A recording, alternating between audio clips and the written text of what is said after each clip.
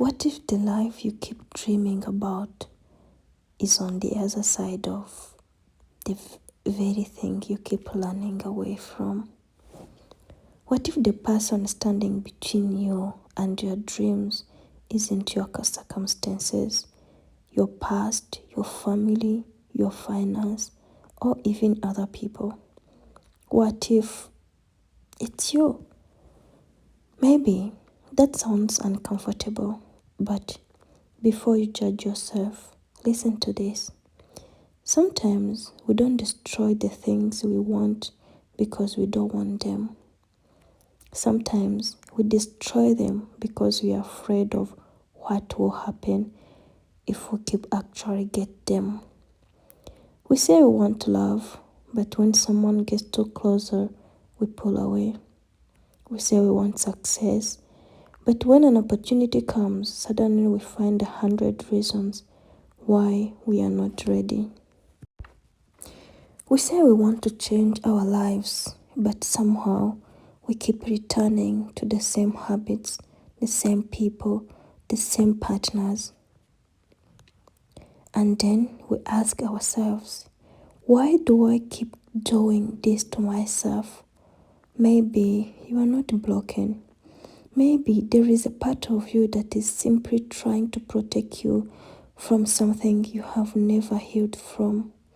And this is where Brianna Wiest, The Mountain Is You, became so powerful.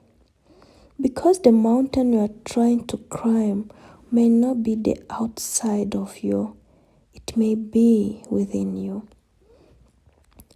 Have you ever wondered why you keep repeating the same partner even when you know they are hurting you? Why do you sometimes push away good opportunities? Why do you delay the things you say you want? Why do you know what you should do, but somehow you keep choosing something else? Maybe you have told yourself, next month I will start, one day I will change, when I feel ready, I will take the step.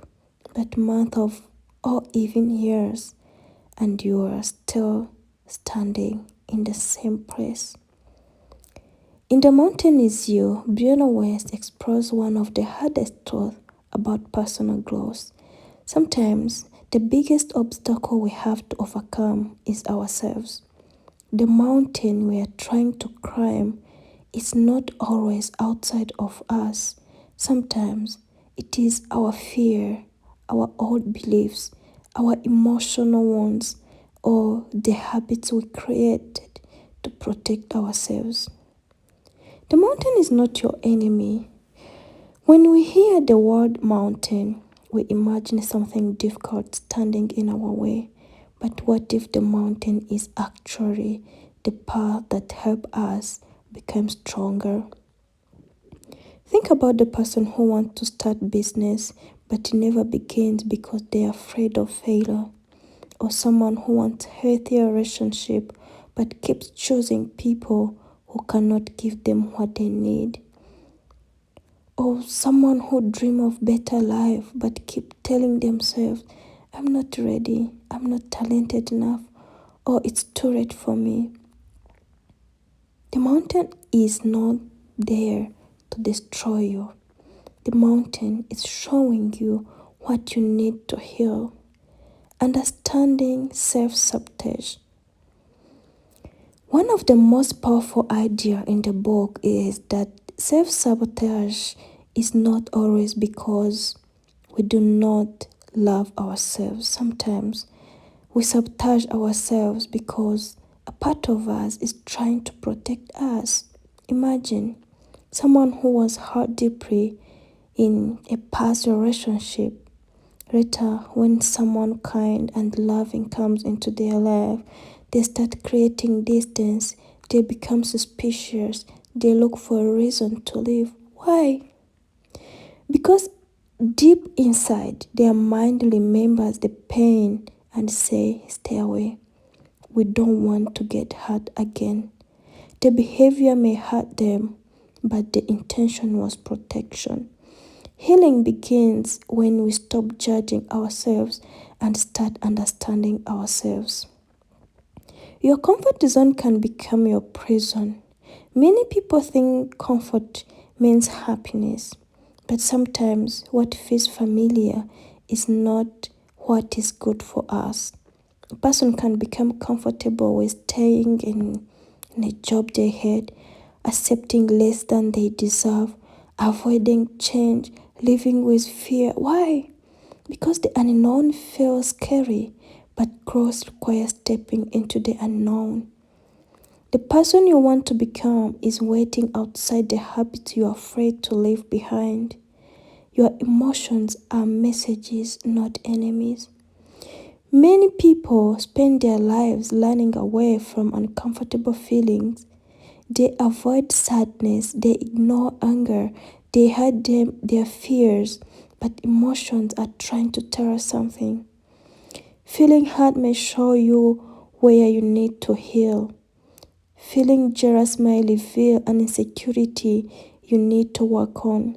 Feeling angry may show you a boundary that has been crossed. Your emotions are not there to control you, they are there to help you understand yourself. You cannot create a new life with an old version of yourself. One of the biggest lessons from the book is that transformation requires becoming someone new. You cannot say, I want a different life, while continuing the same habit, the same mindset, and the same choices. The future version of you needs a different actions. The person you want to become may need more discipline, more courage, better boundaries, more self-respect, the ability to let go of old identities. Growth is not about becoming someone completely different. It's about removing the things we're hiding who you truly are. A reminder of anyone going through difficult season.